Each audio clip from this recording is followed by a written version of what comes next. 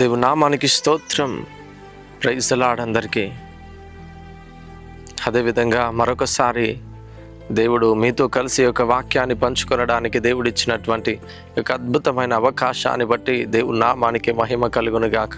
ఈ యొక్క 40 రోజుల ఉపవాస ప్రార్థనలలో ఇదొక 21 రోజు అండి, 21 days. ఈ రోజుటికి అందరూ కూడా ఎలా ఉన్నారు? అందరూ బాగున్నారా? అందరూ ప్రతిరోజు ప్రార్థన చేసుకుంటున్నారా? వాక్యం చదువుకుంటున్నారా? అయితే మరొక వాక్యముతో ఈరోజు ప్రభు మనతో మాట్లాడబోతుంటున్నాడు. వాక్యం చదువుకుందాం. కీర్తనల గ్రంథము 32వ కీర్తన 8వ వచనం చదువుకుందాం.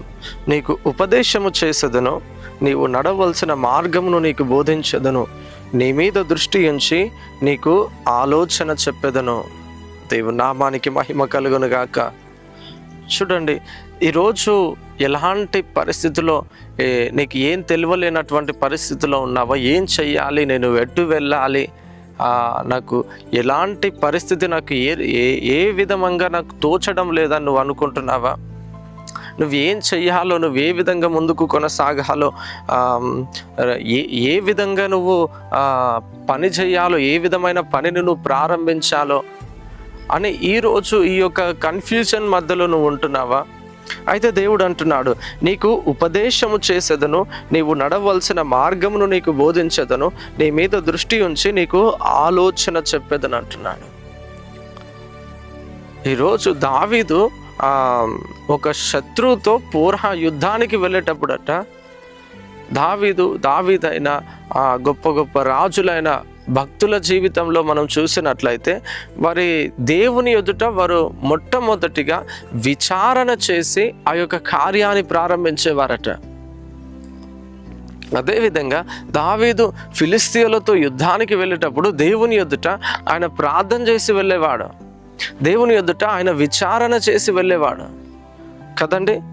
అందుకనే మీరు దేవుని ఎదుట మీరు విచారణ చేయగలుగుతున్న వ్యక్తులుగా మీరు ఉన్నట్లయితే, దేవునితో మీరు గడుపుతున్న వ్యక్తులుగా మీరు ఉన్నట్లయితే, ఆయన అంటున్నాడు, నీకు ఉపదేశము చేయబోతుంటున్నాను, నీవు నడవలసిన మార్గమును నీకు బోధిస్తాను, నువ్వేం చేయాలో నేను నీకు బోధిస్తాను, నువ్వెక్కడ వెళ్ళాలో నేను అక్కడికి నిన్ను నడిపిస్తాను.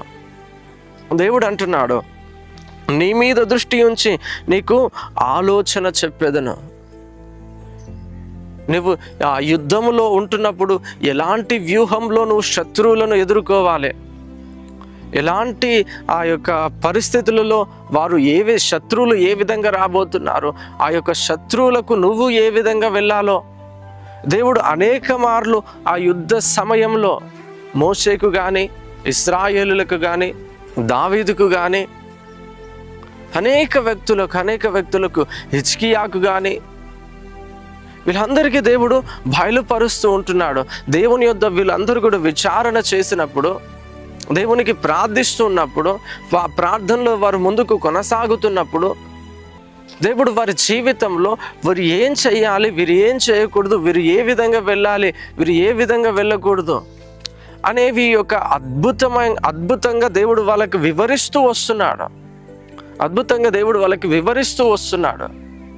అందుకనే నువ్వేం చేయాలి, నా లైఫ్ ఏంటిది, నెక్స్ట్ నేను ఏం చేయాలో నేను ఆ యొక్క గొప్ప ఆలోచనలో నువ్వు కూరుకుపోయినావేమో, నువ్వేం చేయాలో నువ్వు అర్థం కాలేనటువంటి పరిస్థితిలో నువ్వు ఉంటున్నావేమో.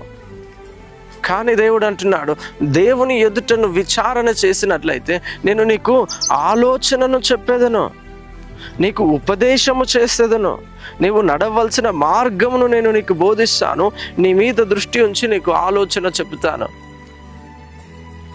ఎప్పుడైతే దావీదు దేవుని ఎదుట విచారణ చేసి ఆ యొక్క శత్రువులను నువ్వు నాకు అప్పగిస్తావా అని దేవుని ఎదుట దావీదు అడిగినప్పుడు, ఓ యేస్, నేను నిశ్చయముగా వారిని నేను ఆ శత్రువులను నేను నీకు అప్పగించబోతున్నాను అన్నప్పుడు దావీదు ఆ యొక్క ఫిలిస్తీయులతో యుద్ధానికి వెళ్తాడు. లేదు, వారితో నువ్వు ఇప్పుడు యుద్ధం చేయకు అని అన్నప్పుడు దావీదు సైలెంట్గా ఉంటాడు. అదేవిధంగా హిజ్కియా ఆ యొక్క ఇశ్రాయేలు మీదకి యుద్ధ సమాచారం వినగానే హిజ్కియా భయపడుతూ ఉంటాడు. అదేవిధంగా ఆ దేవుని ఎదుట విచారణ చేయడానికి ప్రవక్తలను పంపుతాడు. గోనె పట్టు కట్టుకొని ఆయన కూడా దేవుని ఎదుట విచారణ చేస్తాడు, దేవునికి ప్రార్థన చేస్తాడు. ఆ సమయంలో దేవుడు తన ప్రవక్తల ద్వారా హిజ్కియాకు జ్ఞానమును అందిస్తాడు, ఒక వాక్కును పంపిస్తాడు. ఆ వాక్కు ద్వారా హిజ్కియా ముందుకు కొనసాగుతూ ఉంటాడు. కనుక ఈరోజు మట్టుకు నువ్వు ఏ విషయంలో నువ్వు భయపడకు, ఏ విషయంలో కూడా నువ్వు దిగులు చెందకు. దేవుని ఎదుట నువ్వు కనిపెట్టు. ఆయన నేను ఏం చెయ్యాలో, నువ్వు ఎక్కడికి వెళ్ళాలో ఆయన ఖచ్చితంగా దేవుడు నీకు బయలుపరచబోతుంటున్నాడు. ఆయన నీకు జ్ఞానమును బోధించబోతుంటున్నాడు. కనుక నువ్వు ప్రతిరోజు ఆయన ఎదుట విచారణ చేయగలిగిన వ్యక్తిగా నువ్వు ఉన్నట్లయితే దేవుడు నీ పక్షాన ఉండి దేవుడు గొప్ప కార్యములు జరిగించబోతుంటున్నాడు. ప్రార్థన చేసుకుందామా? పరిశుద్ధుడా, మహోన్నతుడా, మహాగణుడా, సర్వశక్తిమంతుడా, సర్వాధికారి అయిన లోకరక్షకుడా, అద్భుతమైన రీతిలో తండ్రి బిడ్డలు ఈ రోజు నాయన ఇదిగో నాయన ఏ విధమైన ఆలోచనలలో నాయన బిడ్డలు కూరుకుపోయి ఉంటున్నారు తండ్రి. బిడ్డలు ఏం చెయ్యాలో తండ్రి ఎటు తోచని పరిస్థితిలో నాయన బిడ్డలు ఉంటున్నారేమో కానీ తండ్రి నాయన ఈరోజు తండ్రి నాయన బిడ్డలతో నువ్వు మాట్లాడుతున్నావు. ఇదిగో నువ్వు నడవలసిన మార్గమును నీకు బోధించదును, నీకు ఆలోచన చెప్పేదనని తండ్రి ఇదిగో నాయన బిడ్డలతో నాయన మీరు మాట్లాడుతున్నారు తండ్రి.